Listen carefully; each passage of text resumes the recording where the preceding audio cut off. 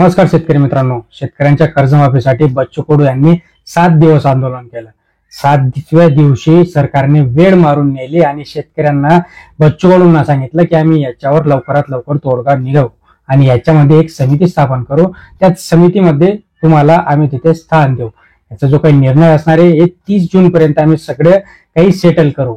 पण त्याही उलट जर आता ही सरसकट जी काही कर्जमाफी आहे शेतकऱ्यांची ती माफ होणार का, हा सगळ्या शेतकऱ्यांच्या अजून डेली विचार असतो मनामध्ये। हा विचार आता एकदा परत जे की आपले महान कृषी मंत्री आहेत म्हणजेच माणिकराव कोकाटे साहेब यांना ज्यावेळेस आज पत्रकार परिषदेमध्ये विचारण्यात आले, 2-3 प्रश्न विचारण्यात आले, त्या संदर्भात बोलणार आहोत। चॅनलला सबस्क्राईब करून ठेवा, लाईक करा, शेअर करा, जास्तीत जास्त शेअर करा, लाईक करा।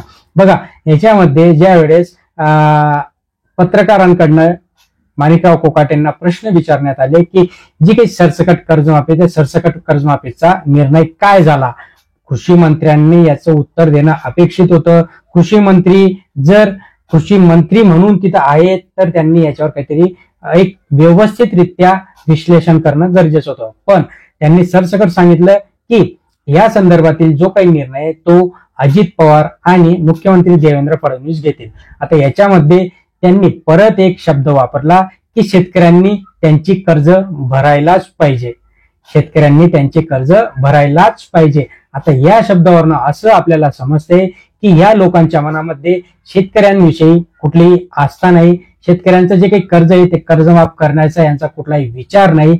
फक्त यांनी जे काही आंदोलन होतं त्या आंदोलनामध्ये यांनी वेळ मारून नेली, हेच इथे आपल्याला दिसते। त्याही उलट त्यांनी सांगितलं की शेतकऱ्यांनी कर्ज भरायला पाहिजे, ओके, आणि मग शासनाने 25,000 कोटी रुपयांचं एक भांडवली उत्पन्न शेतकऱ्यांसाठी म्हणजे एक इन्फ्रास्ट्रक्चर चालू करेल आणि त्याच्या अंतर्गत शेतकऱ्यांना जे काही म्हणजे आतापर्यंत देतच आहे, जसं की फवारणी पंप वगैरे ज्या काही गोष्टी आहेत या देत असतं, तशा गोष्टी आम्ही उपलब्ध करून देऊ। पण सरसकट कर्जमाफीचा मुद्दा अजून ऐरणीवर आहेच, म्हणजे मुख्यमंत्र्यांच्या बाजूने किंवा उपमुख्यमंत्र्यांच्या बाजूने माणिकराव कोकाटे जे की कृषी मंत्री आहेत त्यांनी सांगितलं की शेतकऱ्यांनी कर्ज हे भरायलाच पाहिजे। तुमच्या काय प्रतिक्रिया आहेत याच्यावर खाली कळवा। नक्कीच 30 जून पर्यंत आपण वाट बघणार आहोत, 30 जून पर्यंत याच्यावर काय तोडगा निघतो आणि तो तुमच्यापर्यंत आपण नक्कीच पोहोचवणार आहे। धन्यवाद।